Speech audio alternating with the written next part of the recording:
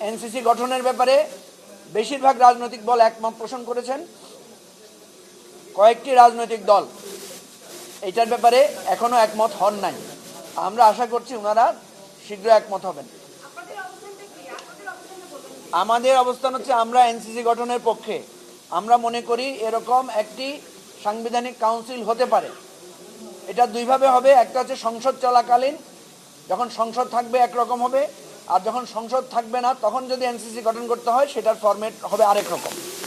তো আমাদের এই জাতীয় ঐকমত্য কমিশন যে প্রস্তাবটা নিয়ে এসেছেন সেই প্রস্তাবে শুধু আমরা গঠনের ব্যাপারে একটা আমাদের রিভিউ প্রস্তাব দিয়েছি। সেটা হচ্ছে যে যাতে প্রধান বিচারপতিকে এটার অংশীদার করা না হয়, যাতে বিচার বিভাগকে বিতর্কের বাইরে রাখার জন্য প্রয়োজনে প্রধান বিচারপতির পক্ষ থেকে আমরা বলেছি অ্যাপিলেট ডিভিশনের একজন বিচারপতিকে এটার মেম্বার হিসেবে রাখার জন্য। এর বাইরেও আমরা বলেছি যে দেখেন, যে কোনো জাতীয় ঐক্যমত্য জায়গায় পৌঁছাতে হলে আমাদেরকে স্যাক্রিফাইস করতে হবে, নিজের মতকে অন্যদের মতের উপর প্রাধান্য দিতে, মানে স্যাক্রিফাইস করে একমত হতে হবে। আমরা বলেছি যদি বেশিরভাগ রাজনৈতিক দল বা বেশিরভাগ স্টেক হোল্ডার যদি বলেন যে প্রধান বিচারপতিকেও রাখা দরকার, তারপরেও আমরা এটার ব্যাপারে কিছুটা আমরা নমনীয় থাকব।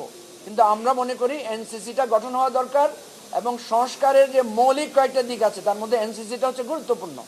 কারণ যদি নির্বাহী বিভাগের ইচ্ছা মতোই প্রধান বিচারপতি, অ্যাটর্নি জেনারেল, তারপরে নির্বাচন কমিশন নিয়োগপ্রাপ্ত হয়, তাহলে তারা একটা রাষ্ট্র মানে দলেরই একটা দলদাস লোকদেরকেই সেখানে নিয়োগ দেওয়া হয়।